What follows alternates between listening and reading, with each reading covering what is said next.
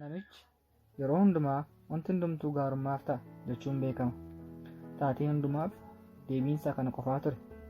Gaaf tokko karaa dheeraa deemuuf konkolaataa uummataa yaabbatee imala eegala. Karaa guyyaa guutuu deemsisu ture.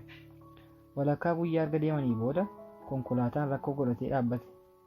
Teeknishaaniin waan hin turreef namnuu deemuu hin dandeenye. Namichi gara konkolaachisichaa deemee, obboleessa ko itti hin dhiphatiin, konkolaataan kun gaarummaaf manca'e jedheen. Konkolaachisichis baay'ee aaree, si wajjin karaa kana hin deemu, ho'u maallaqa kee kanafi jedhee maallaqa inni kaffale keessaa walakkaa isaa fuula isaatti darbatee ari'een. Namichis qalqalloo isaa qabatee xiqqoo gara fuulduraatti deemee dadhabee dhaabate. Achumaan konkolaataan piikaappii tokko booddeedhaan dhuftee jennaan harkatti qabe. Ni dhaabatteef, ni seene, argitee jedhee konkolaachisicha isa kanaanis. Konkolaataan duraanii sun kan cabe gaarummaafi. Atis kan dhufte gaarummaafi. Obboleessa ko wanti hundumtuu gaarummaaf ta'a jedheen. Dubbiin namichaa bitaa itti galee deemsa isaanii itti fufan. Takkaa deemanii konkolaachisicha fincaan qabnaan fincaa'uuf konkolaataa dhaabee bu'e. Yeroo achii deebi'ee konkolaataa seenu balbala cufuuf jennaan balballi quba isaa tokko irraa kute. Harkisaas dhiigaan dhiqame. Namichis akkuma amala isaa, ilaa obboleessa ko wanti hundumtuu gaarummaaf ta'a. Qubni kee kun gaarummaaf sirraa citee jedheen.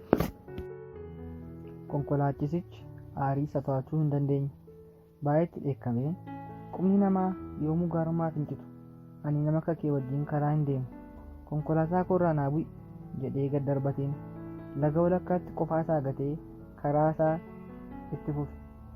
Nagaatti egaa jedhee namicha akka isaa mirgaatti raasaa, laga kanatti nagattee deemuun kee gaarummaafi ittiin jedhe. Laga ce'ee tabba ba'atuu jiru shiftoonni itti ba'anii deemsa isaa dhaabsisan konkolaachisichaan. Waan konkolaataa keessa jiru hundaa erga saamanii booda gadi bu'i siqallee waaqa keenyaaf aarsaa si dhiyeessina. Isa tokko si argannu nu taasise jedhan. Ni bu'e. Qarqara karaa ciibsan. Isaan keessaa inni tokko qaluuf billaa isaa baafatee yeroo gaditti jiru qubni harkaa namichaa inni tokko citaadha. Harki isaa dhiigaan dibameera. Achumatti dhiisee waaqni keenya waaqa kabajamaadha. Namni qaama hir'uu aarsaa ta'ee isaaf dhiyaachuu hin danda'u. Kanaafuu si hin qallu, ka'ii deemi ittiin jedhe. Eeyyee wanti hundumtuu gaarummaaf ta'a. Namichis achii ka'ee konkolaataa isaa duubatti naanneeffatee namicha gatee dhufe sana barbaacha deeme. Yommuu isa argus gammadee, obboleessa ko dubbiin kee reefu naaf gala. Edaa dhuguma wanti hundumtuu gaarummaaf ta'a. Osoo qubni koo hin cinne ta'ee shiftoonni naqalanii waaqa isaaniif aarsaa nadheessu turan. Ati immoo qaama guutuu waan taateef osoo na wajjin jiraattee situ qalamee aarsaa ta'a ture. Qubni koo cituun si gatee deemuun koos hundumtuu gaarummaaf ta'e. Kottuu karaa keenya waliin deemna jedhee fudhatee deeme.